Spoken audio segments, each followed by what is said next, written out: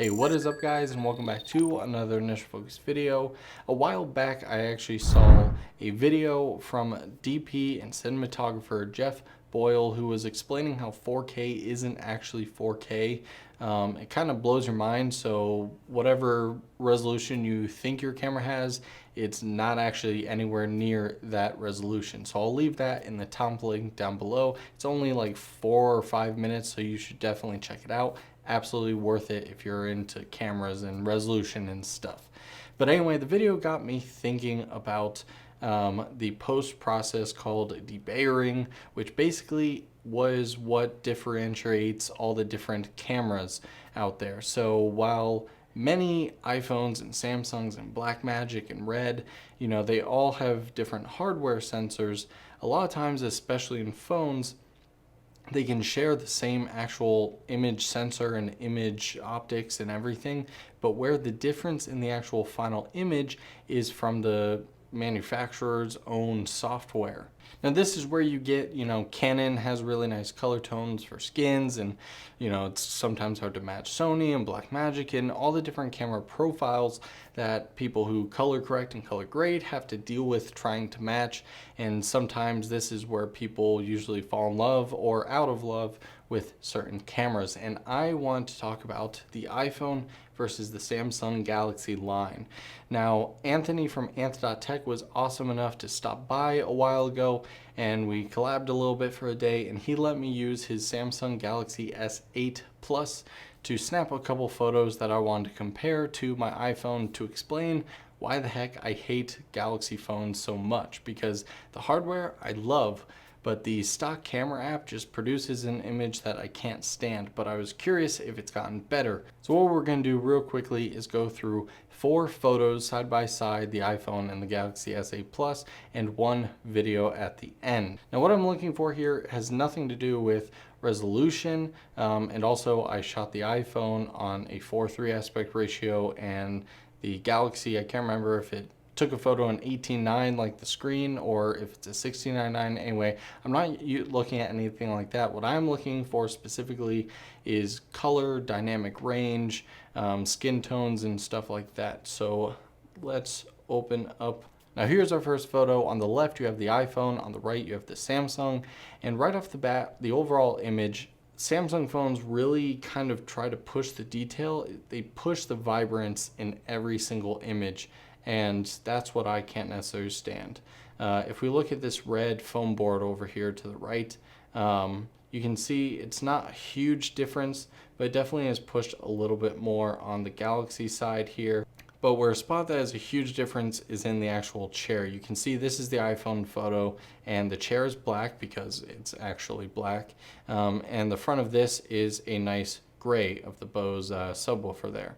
And if I slide on over to the Samsung side, we can see the tones are a ton more cool. It really tried to take the shadows and boost the whatever color it thought it was producing. So you can see the chair here is actually almost looking totally blue, and even the Bose speaker down here has a very harsh tint of blue as well.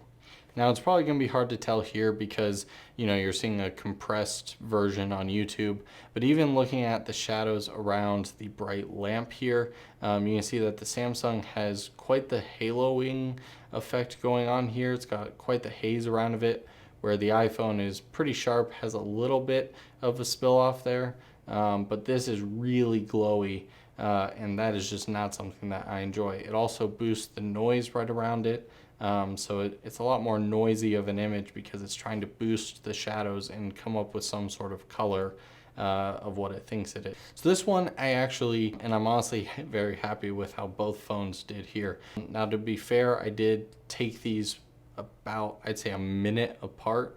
So there is definitely a chance that the sun was harsher here. Maybe this had a little cloud coverage that made it a little less harsh, but we'll consider it the same to be fair. The window here is a lot more blue on the Galaxy side, again trying to push those cooler tones.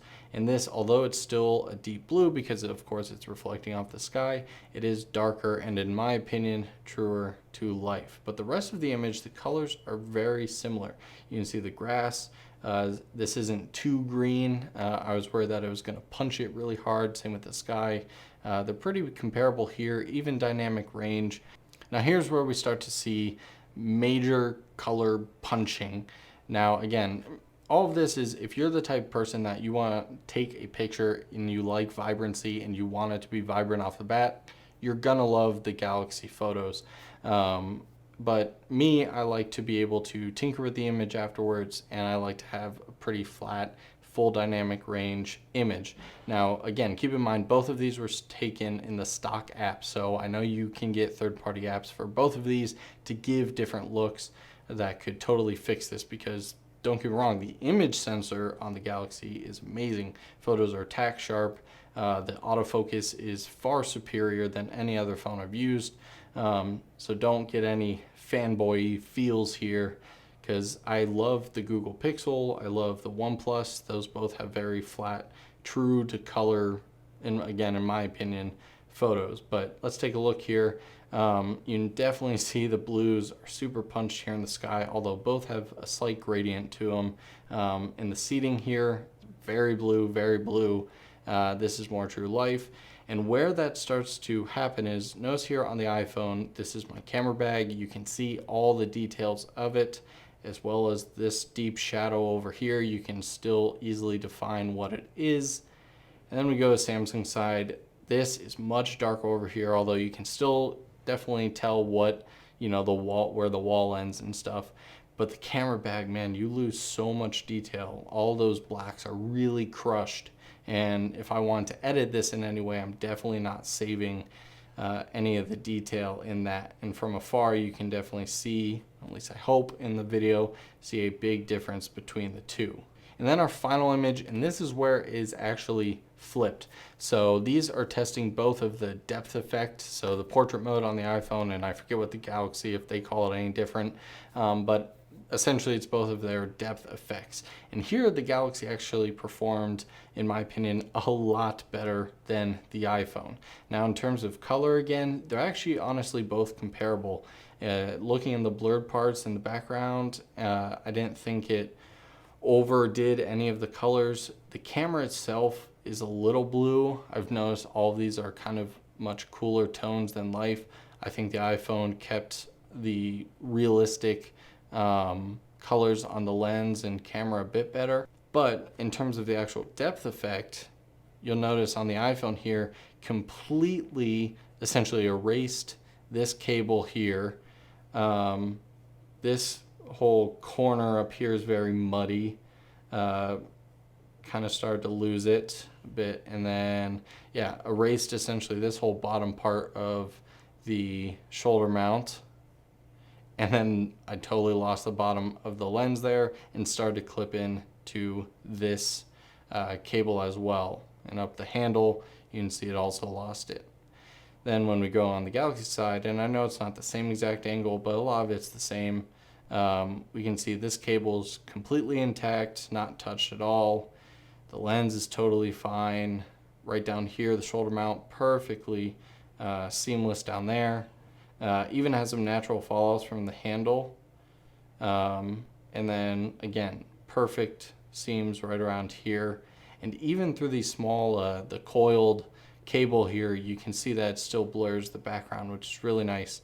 This was a great test image in my opinion, because a lot of times you'll see through these cracks, it will keep things in focus that are really part of the background. Now the iPhone was pretty good in terms of getting all those out as well, but where was it?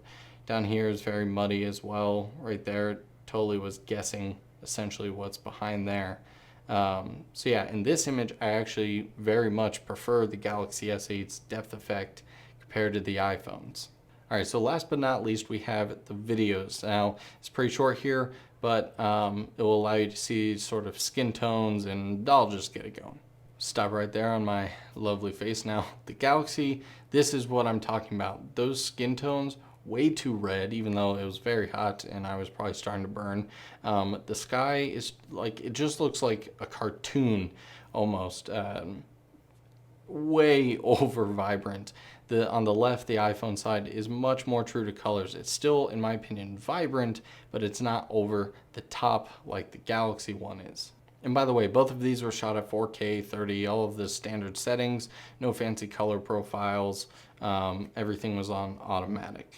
All right, again, looking back here, shout out to Anthony right there, doing some behind the scenes footage. If you haven't seen the behind the scenes that he posted a while back when he was here, I'll leave that also in the description down below. But again, in my opinion, much more natural colors here and just way over vibrant. The grass is overdone, the wood buildings are overdone, and the sky is just comical. And again, it's so, I hope you guys can see this, it's so much more noisy in the sky here than over on the iPhones. And it's because it's trying so hard to push these colors and just crush everything. And again, looking down here, these colors are way too blue. So that's just a quick look into some photos and videos in my opinion.